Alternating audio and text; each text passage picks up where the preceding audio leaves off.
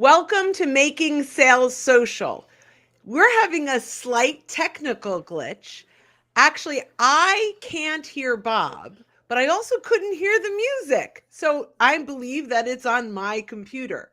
What I would love for you guys, and we're going to do this and make this work, for all you folks that are here, if you could just in chat let me know. First of all, hi, I'm Brynne. Bob, say hello.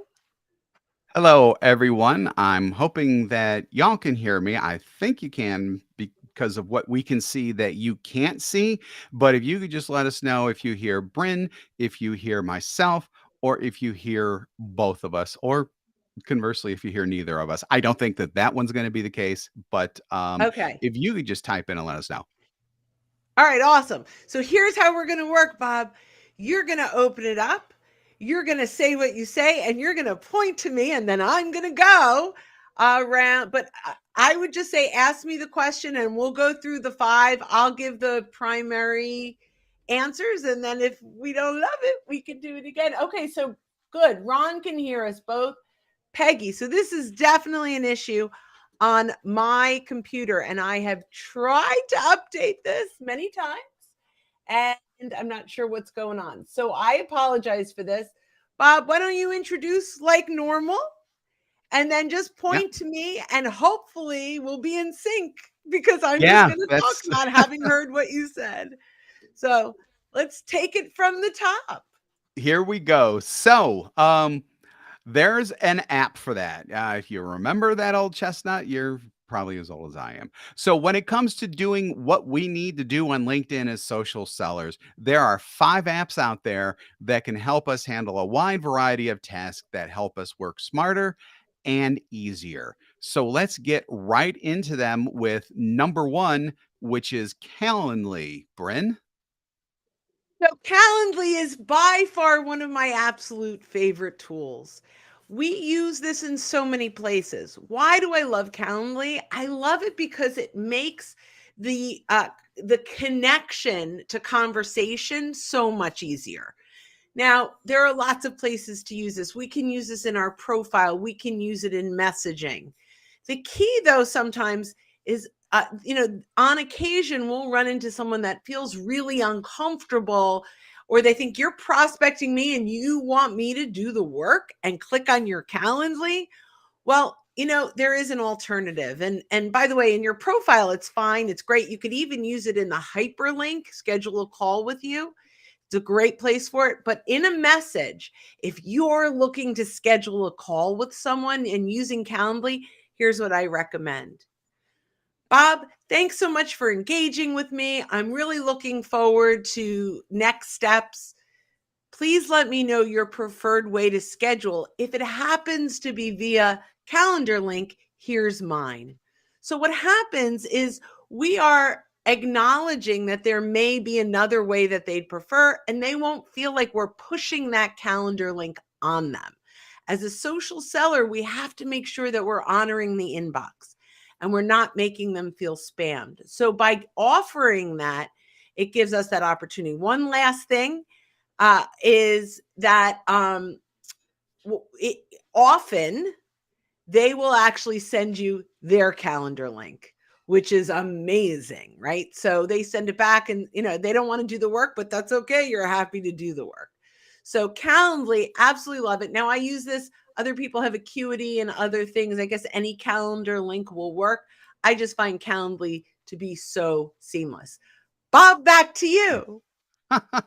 Yeah, so Calendly is great. The other place that I like to use it, and this is really simple, is just in your email signature. So, in my opinion, there's actually two things from LinkedIn, a LinkedIn and social selling perspective that you should be putting in to your signature. One is a link to your LinkedIn profile so that they can go ahead and just check that directly. Every person out there, when you are on your profile, the URL that shows up in the web address box is your URL. So you can use that like anywhere essentially. One of the places I would use that would be in the inbox, in the, I'm sorry, in the signature. The other thing that I would put in your signature is your Calendly link, because someone may read an email, and this is outside of what Brent and I were talking about, just more in general.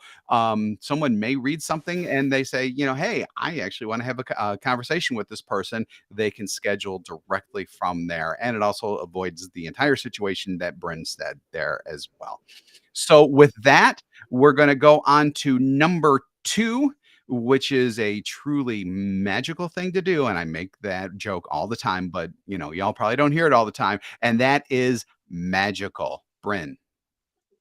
I absolutely love Magical. So Magical is way more than a shortcut application, but it gives you such control and ability, and so much time is saved when you use Magical. So at its core, it's a text expander. You put in short code and you add in messages, templates that you would use over and over again. But the traditional text expander, you have to continually add names and other things. With Magical, you can create a short link with it says name, and it will pull the name out of LinkedIn, and the ability to send lots of messages using Magical is absolutely incredible. So right now we have a webinar that we're running on April 3rd, and we have like 180 people that said they wanted to attend, and I needed to send a message to every one of them to actually register. And it took no time at all using Magical. You just put in a short code, the whole message pops up with the links and all those great things. Magical is also rolling out an AI capability in the next couple of weeks. So I'm really excited on how that integrates into LinkedIn. My last thing on Magical, and why I think every single person, no, two more things, why I think everyone should use this and not be afraid, is this is funded by Greylock. Greylock is a venture capital company fund that is headed, that CEO or the chairman of that is Reid Hoffman, who is the founder of LinkedIn. So I feel very confident that this is a white hat application, that we're not breaking any of LinkedIn's agreements. So I'm real comfortable there. Number two, we're offering you socialsaleslink.com/magical. Once you've installed Magical in Chrome, you can get 17 of our templates. So go ahead and install at getmagical.com. Once that's done, go back to socialsaleslink.com/magical, and you'll have 17 of our templates, which will make your social selling efforts really easy. Bob, back to you. Yeah, so this is one time when Brent and I are totally in sync. I have nothing else to add. She covered everything else that I would want to cover. So number three, we're gonna go to a tool that you might have heard of before. It's not real cheap, but it will save your bacon. I don't know how often. I'm a writer. I'm an editor. I've done it for years and years and years. It saved me on several occasions. So number three is Grammarly. Bryn? Number three is Grammarly. Grammarly. And Yes. Grammarly, Grammarly, I think, is so important because it's how we show up. And I will tell you, even though I know the difference between THERE and THEIR, I sometimes, when I'm typing fast, mix them up. Spell check doesn't catch that. Grammarly does. Commas, spell check doesn't catch. Grammarly does. They do like the traditional comma where you have it before the and. So it's going to show you an error if you have an American comma versus the Oxford comma, but that's a choice that you make. It will also show, if you have like the tone of the message, it will let you know. There are so many things about Grammarly, especially when you add it in with um, any of your messages, anything that you're posting, and you just have the Chrome extension on. It's catching you at every single post, every single interaction. And I feel like I couldn't live without Grammarly now. One last thing. So I used to say it's worth pay for Grammarly. It's really great. But what I used to pay for Grammarly for, which is restructuring sentences, we can get with ChatGPT now. So I have to start weighing out if maybe the Grammarly free is all we need. That's a really good point. So that's something that we're going to be developing, and if it's not already obvious, Chat GPT, spoiler alert, is going to be one of the tools that we're talking about. That'll be interesting to see. The only thing that I wanted to bring up about Grammarly is two things. Number one, it's not always right. You really have to make sure and just read that what it is suggesting is what you actually want to say, because it's not as sophisticated as Chat GPT. So you just have to like read it and make sure. Number two, sometimes the suggestions that it makes just doesn't sound right to the ear. So I always advocate whatever you write, say out loud to make sure that it sounds good to the ear. Because if it sounds good to the ear, it's going to sound good to the eye. Same thing with Grammarly when it comes to the suggestions and recommendations that it makes. But everything else that I would have said, Brynne said, especially when it comes to the tone of things, it can detect a conversational tone versus a business tone versus several others, and it's just fantastic. So number 4 is a tool that's may seem a little out of left field, but as we explain it, you'll understand why that it's in this list. So number 4 is Listen Notes. So I love Listen Notes. And you may say, well, first of all, I never heard of it. Many of you may not have, but it is a platform, a website that curates almost every single podcast that's out there. So, why is this awesome? I believe sharing podcasts, both in your news feed, sharing podcasts to people that you're engaging with in comments, sharing podcasts by searching people in whom they follow, which you can do in the free LinkedIn, is a great way to start conversations. Most people are sharing their own content. Hey, I want to give you this so that you can learn why you should buy from me. And I think most conversations really should start around something that they care about. So I'm just going to share one little tip in how I would use Listen Notes. So let's say I want to find people that I'm connected to that follow Brene Brown, and I do a search. And what I do is I go into the search bar, I hit enter, I go to people, I go to all filters, and then there's followers of. So I put in Brene Brown and I put in first degree relationship at the top. And if I want to go, I want CEOs only, I can do that, or people in sales and title. And I hit enter and I get 85 people that I'm already connected to that follow Brene Brown that fits my criteria. Maybe geographic location was put in there, maybe industry, right? So now I've got this great list of people I'm already connected to. Now I go out to Listen Notes and I find a great new Brene Brown, not even her own, where she was a guest. And I can reach out to these folks and say, hey, I noticed we're both followers of Brene Brown. I recently listened to it, but I recently listened to a podcast. And here were some of my takeaways. Let me know if you're interested. I'm happy to send you a link.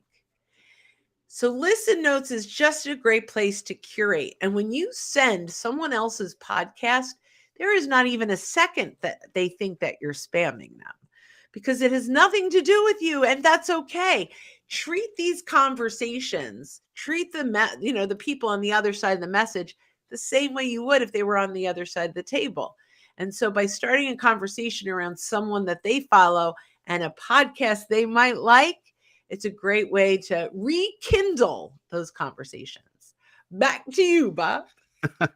And that's also good if you don't know of someone specific that you want to send, but you're looking for a topic, because you can search by keyword as well. So let's say you want to send someone something that has to do with robotics and AI, or robotics and ChatGPT, or something like that. You can actually use Listen Notes to search, and it will bring up individual episodes of podcasts that will have that subject. So what you do is you go in and you listen to them, and you figure out if there's some information in that podcast episode that you would want to forward along. So again, you don't necessarily need to have a person's name in front of you like Brynne suggested, although that's brilliant and we do that all the time here. You don't absolutely need that. So don't feel like that you need to have like like a notable person that both of you are following or that they're following to use this. You can use this with, any subject or anything like that. So number 5 is what's hot and raging right now. We actually did our episode last week on this, had a lot of great feedback, had a lot of great content because one of the things it does is generate content for you, but you got to be careful with it. So number 5 is ChatGPT. This is a big one. ChatGPT is the big buzz. So for those of you that have not heard about what it is, it's huge, and it is really the first artificial intelligence platform that we have, that like the vast people have easy access to. It can do so much, but I'm going to say 3 things that it can do for LinkedIn. So what you can do inside of ChatGPT is you can ask it lots of things. You can ask it mathematical formulas. You can ask it to program Python. Like there's so much that you can do.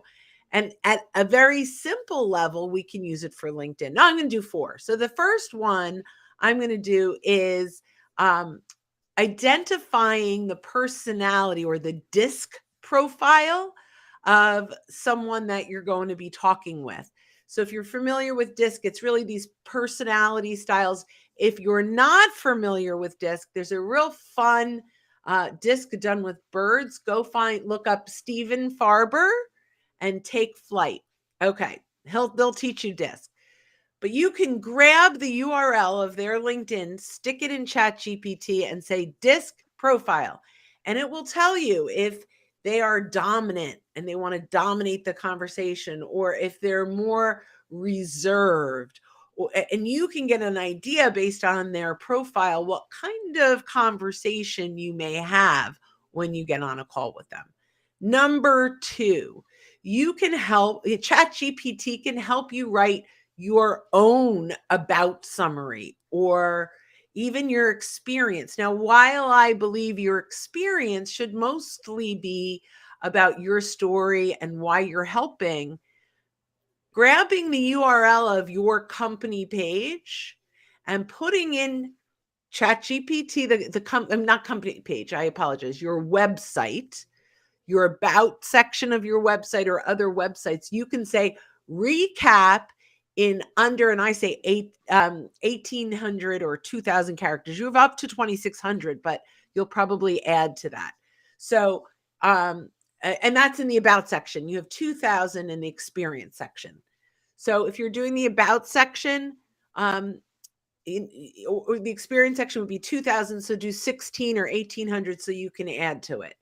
But it will really summarize a lot of what you do. And you can even say how this company helps their clients. And it will build kind of the how I help versus what we do. It's absolutely amazing. So that's number 2, right? We did DISC, we did profile.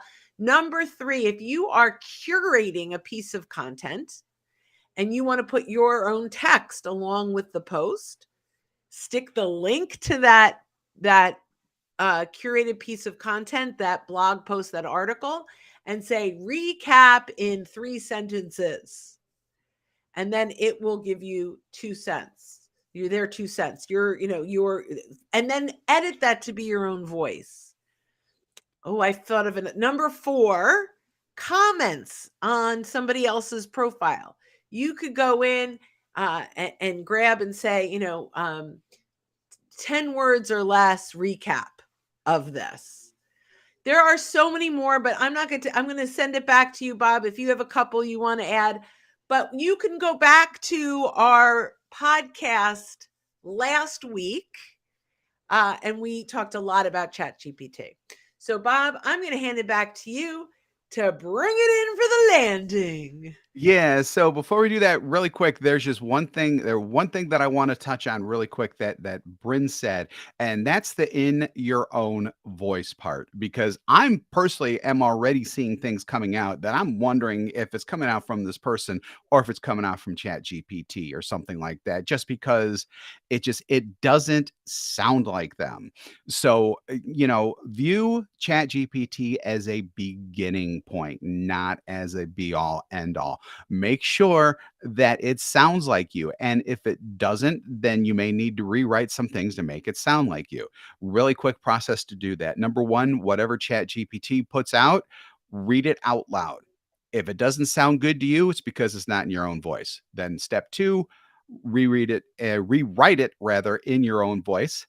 Step three, then read out loud what you just did to A, make sure it sounds like it makes sense, and B, make sure that it sounds like it came from you. So Chat GPT is great. It's not the be all end all. I don't know if it will ever be the be all end all, but man, it's so great at doing so much. So thanks again for joining us on this disjointed yet successful Making Sales Social Live. If you're with us on LinkedIn, YouTube, Facebook, or Twitter right now, we do this every week. So keep an eye out for our live sessions. If you're listening to us on our podcast and you haven't subscribed already, go ahead and hit that subscribe or follow button so that you can not only access our previous shows, but be alerted to when new ones drop. If you'd like more on our podcast, go to socialsaleslink.com/podcast. Again, that's socialsaleslink.com/podcast. We do 2 shows weekly, this one and our Making Sales Social interview series, where we talk with leaders about sales, marketing, business, and many more areas. So we usually do this last part 2 ways. Let's see if we can do it without being able to actually hear each other. So when you're out and about, make sure to make your sales Making sales social. Something. Wait. You probably said don't forget to make yeah, your it's sales social. All right, guys. we'll have it fixed next week. We promise. Thanks, everybody. Bye bye.